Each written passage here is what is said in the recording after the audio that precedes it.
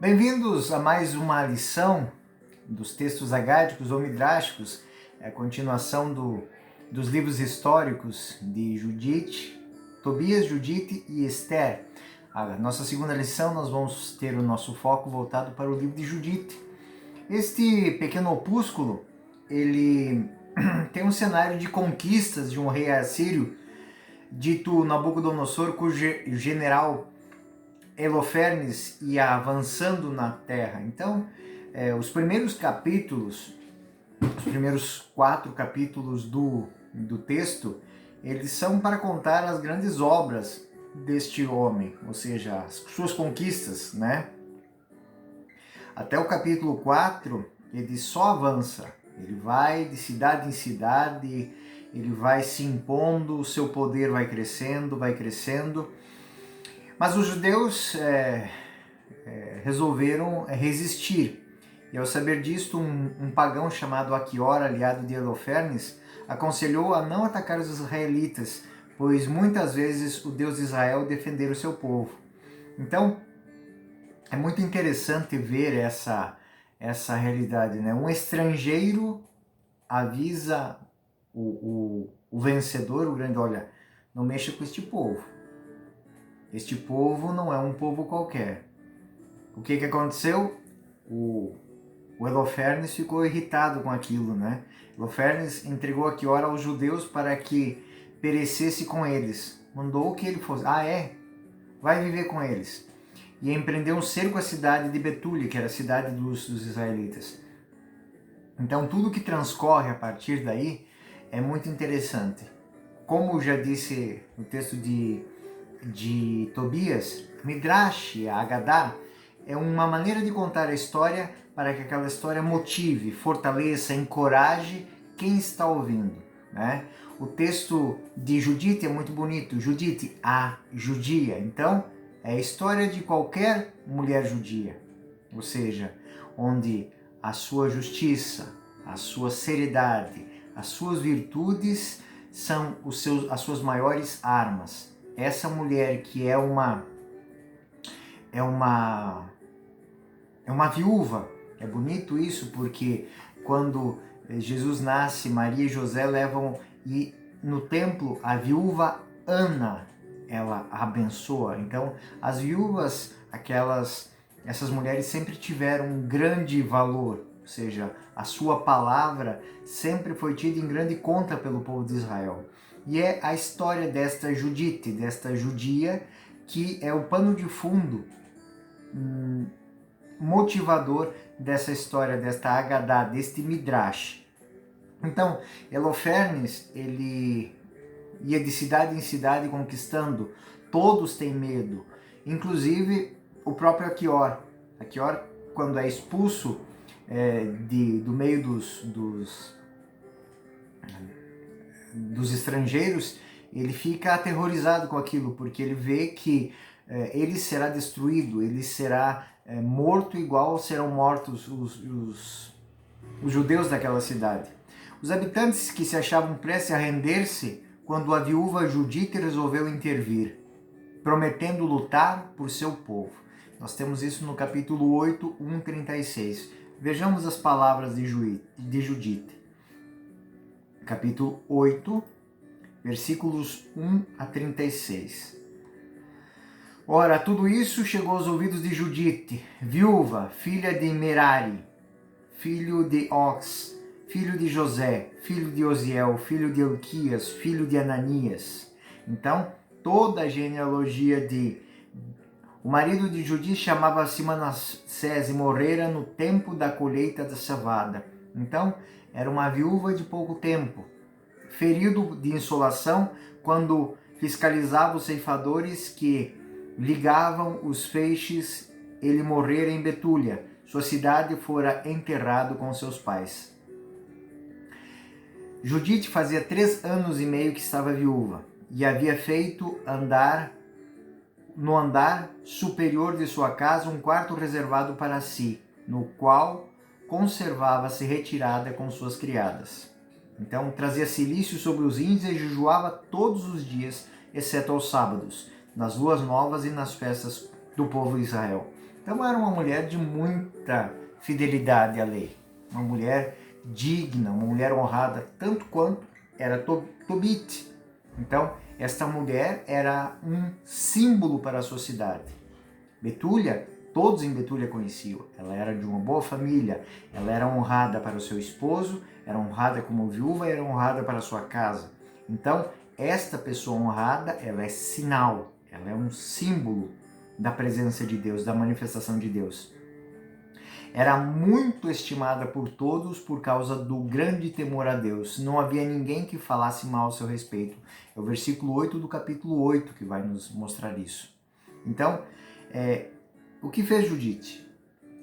Depois de ter orado fervorosamente, nós vemos isso no capítulo 9, versículos de 1 a 14, revestiu-se dos seus mais preciosos ornamentos e penetrou no acampamento inimigo. Antes de sair, é muito interessante. Ela vai aos anciãos e diz que ela vai para a batalha. E eles vão dizer para ela, que o Espírito esteja com ela, que isso seja sempre vivido, que isso sempre aconteça com ela. Então ela vai, ela vai fazer a sua incursão. Então nós temos o versículo 14 do capítulo 9. Dai firmeza ao meu coração para desprezar e coragem para abater. Olha a oração que ela faz. Me dê firmeza no coração para desprezar e coragem para o abater. Ela está falando de quem? De Holofernes. Quais são as armas que essa mulher tem? A sua beleza, a sua honradez, a sua seriedade. E ela vai em direção ao acampamento. No capítulo 10, então, ela acaba de fazer a sua oração e pede que uma das suas empregadas prepare comida. A comida dos pagãos não era certa para os judeus. Essa mulher era fiel em tudo, ela se preparou em tudo, ela levou a comida dela, ela tinha um plano. Esse plano ela segue estritamente. Ela levou o vinho, ela levou grãos, ela levou queijo, ela levou tudo. Ela não ia comer nada de lá. Ela queria manter a fidelidade. Ela vai fazer jejum, ela vai fazer abstinência, ela vai fazer as suas orações, ela vai manter a fidelidade àquilo que ela fazia.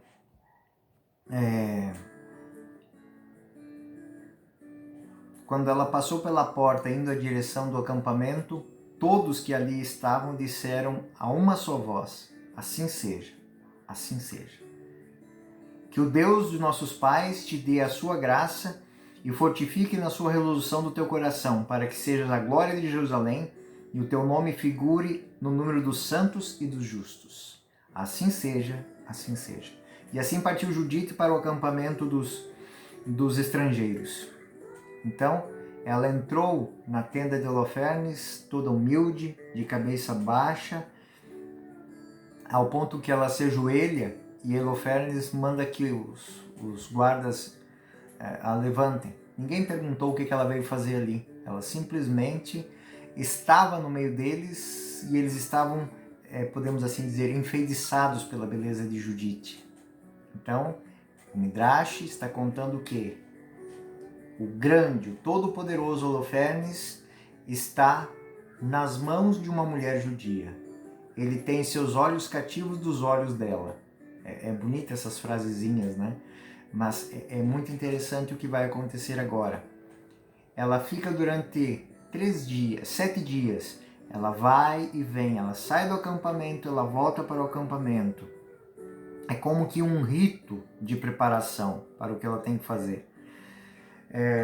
Passados esses dias, eles estão prontos para invadir o acampamento dos hebreus, então dos judeus. O que elas fazem? Então Holofernes diz: tranquiliza-te, não temas teu coração, pois nunca fiz mal a alguém que estivesse pronto a servir o rei Nabucodonosor.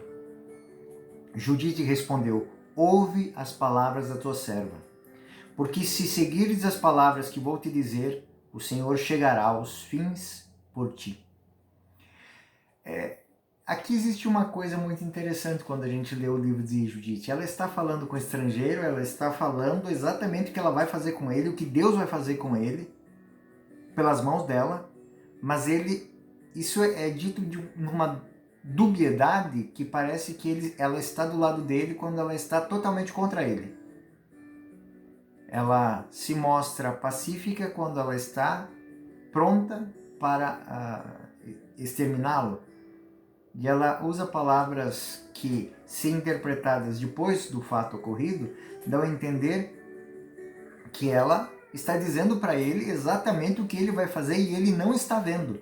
Ele está cego diante da beleza dela. Ele está cego diante daquela mulher linda, né?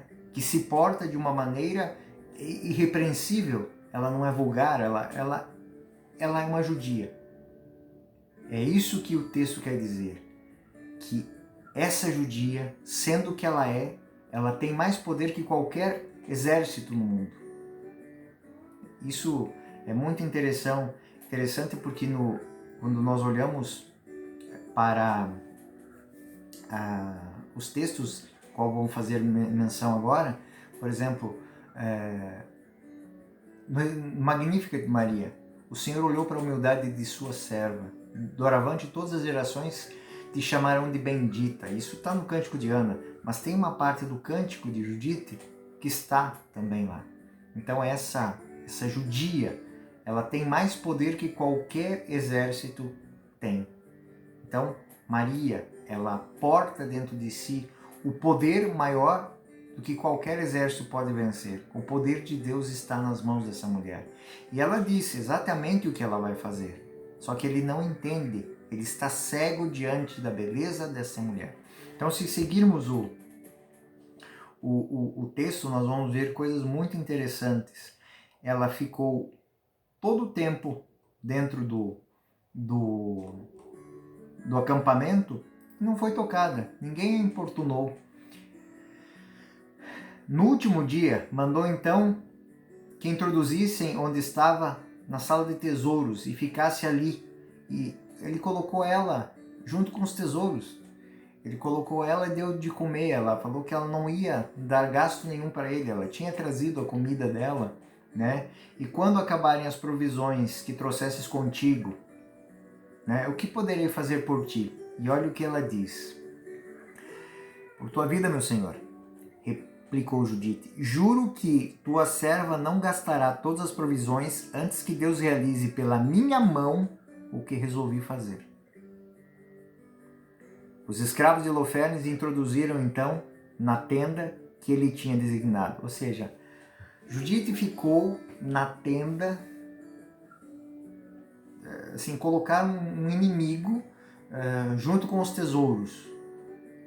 Isso é ilógico, mas ele estava tão tomado de paixão por aquela mulher que ele fez.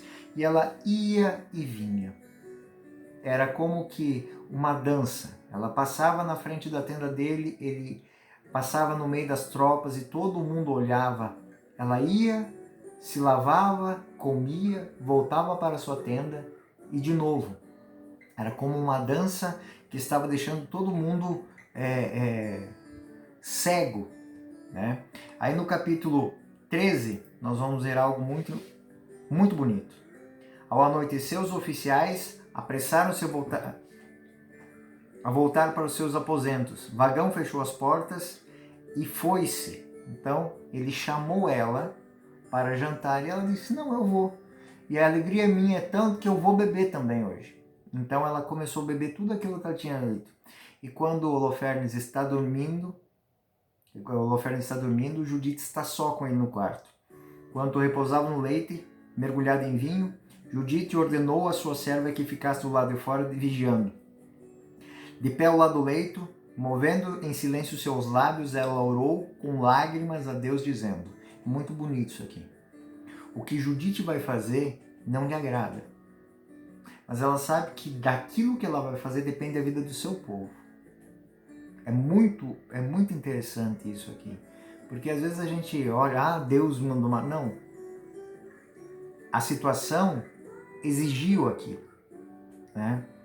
essa mulher precisou muita coragem para fazer o que ela fez. Senhor Deus de Israel, dai-me força. Olhai agora o que vão fazer minhas mãos, a fim de que, segundo a vossa promessa, levanteis a vossa cidade de Jerusalém e eu realize o que acreditei ser possível graças a vós. Ou seja, ela não está matando ele por ódio, ela está matando aquele homem por amor ao seu povo, porque ele sabe que ele vai ser, se ela não fizer aquilo, muitos vão morrer. Exatamente o que ela disse. Se ouvir a tua serva, irá tomar a cidade, irá tomar sem que uma vida seja perdida, né? Sem que a vida de homem algum seja perdida. É muito interessante a construção desse Midrash. Dizendo essas palavras, aproximou-se da coluna que estava à cabeceira do leito, tomou a espada que estava pendurada, desembainhou e, tomando os cabelos de Holofernes, disse: Senhor, dai-me força nesse momento. E feriu-lhe 2 vezes na nuca e decepou-lhe a cabeça. Desprendeu-se em seguida o cortinado das colunas e rolou por terra o corpo mutilado. Feito isso, saiu e deu à sua serva a cabeça de Holofernes para que colocasse dentro da sacola de provisões. E o que ela faz? O que fazia todos os dias. Depois saíram ambas, como de costume, como se fossem para a oração. Atravessaram o acampamento, contornaram o vale e chegaram à porta da cidade. Ou seja, lembra que eu disse que ela fazia todo dia a mesma coisa, até o ponto que eles acostumaram com ela estar ali, que não davam mais bola, ficavam olhando a sua beleza? Ela matou o general, pegou a cabeça, colocou dentro das suas provisões e voltou para casa. Ela foi, fez e voltou para sua casa. De longe, Judite gritou aos guardas das portas: abri a porta, porque Deus está conosco, ele manifestou seu poder em favor de Israel. Então, Judite volta para sua casa, apresenta a cabeça e aí há algo muito bonito. Aquele homem que tinha pedido que Holofernes não invadisse a cidade dos israelitas, ele está diante de Judite. E Judite mostra a cabeça de Holofernes para ele. Naquele momento, aquele homem, aquele pagão, se joga aos pés, abandona o paganismo e se torna judeu. Ou seja, ela não só manteve a fé de seu povo, como construiu a fé de um pagão. Ela restituiu a fé de um pagão. Aquele pagão que estava com medo de Holofernes ser destruído com os judeus, agora ele está adorando ao Deus Altíssimo junto com todos os judeus. Toda a cidade de Betúnia se reuniram e simularam um ataque. Quando os soldados foram até Holofernes, o que eles encontraram? Um cadáver decapitado. Instaurou-se o pânico, instaurou-se o pavor e fugiram desabaladamente. Então essa é a história que conta o livro, essa Midrash. Essa história, os fatos, né, eles são muito intrigantes, como que se manifesta, né? Então, existem, claro, alguns anacronismos dentro do texto de Judite, né? Conforme 1 Nabucodonosor é de 605 a 650 e era o rei de Nínive, né? Cidade que foi destruída em 612. Nesta mesma o itinerário militar de Holofernes também, todas aquelas, até o capítulo 4, todas as incursões de Holofernes não batem muito geograficamente, né? Assim, se for traçar o mapa, não é uma realidade. Mas qual a finalidade do autor sagrado com o livro de Judite? A finalidade do autor sagrado é avivar a fé do povo de Israel. Ou seja, se uma mulher, somente com a beleza e sua justiça, sua capacidade de orar e de interceder, ela consegue derrubar um general e um exército, então, libertar um povo da calamidade, então, Deus, de fato, está com o fiel, com o justo e com o santo. Verifica-se que os meios da viúva salvar Betúlia e o poder do inimigo são meramente espirituais. Ela não é forte, ela não é uma guerreira, ela é uma viúva. Alguém que foi fiel ao seu marido, alguém que tem uma bênção, guarda essa bênção e mantém a sua castidade, a sua fidelidade. Ela tem um lugar no mundo e esse lugar é para mostrar a todos a sabedoria de Deus que está nela. Então os meios de Judite, da judia, são espirituais. Uma viúva fraca, munida de forças, que o jejum e a oração lhe conferem. Isso está lá no capítulo 8, versículo 1, 9 e 14. Então, assim, o universalismo ou a proposta de salvação para todos os povos aparece na conversão de Achior. Então, outro dado, o livro de Judite é também um chamado ao universalismo. A salvação não é só para o judeu, mas para todo aquele que crê como um judeu crê. A viuvez, como estado de consagração a Deus, é um sinal estimado por Israel nas proximidades do tempo cristão. Vista disso, a viúva Ana, né, em Lucas capítulo 2, 36 e 38. Bem, para finalizar, né, a igreja vê em Judite a mulher fortalecida pela graça de Deus. É uma figura, é um tipos bíblico de Maria Santíssima. A verdade é que Judite usa de uma ambiguidade para com Holofernes. Isso não é censurável na guerra, né? Holofernes é que merece ser censurado por haver cedido, ou seja, ele que tinha tantos homens à sua responsabilidade, tanta responsabilidade em suas mãos, ceder a uma mulher, né? A deixar que as paixões subam-lhe a cabeça. O texto, aliás, enfatiza que Judite só realizou o seu papel depois de ter jejuado e orado. Ou seja, ela não agiu contra a sua fé. Ela agiu movida pela força de sua fé. Quanto ao autor, o que podemos dizer que deve ter sido um judeu da Palestina e é nosso conhecido que escreveu na época dos Macabeus, no fim do século II a.C. Os judeus, tendo então que lutar por suas tradições religiosas e nacionais, seriam reconfortados pela evocação do episódio de Judite. Então, nós vamos, no final do nosso curso agora, ver 1ª e 2ª Macabeus. Então, a personagem Judite é evocada algumas vezes como sinal de manifestação de Deus, de alguém que é aguerrido, alguém que jejua, alguém que reza, alguém que age segundo o compromisso com a sua fé. Esse foi a nossa 2ª lição sobre o livro de Judite, a judia. É uma bela história que deve motivar os nossos corações para que nós nos mantenhamos focados no nosso projeto de vida e de santidade. Que assim seja. Fiquem com Deus. Até a próxima.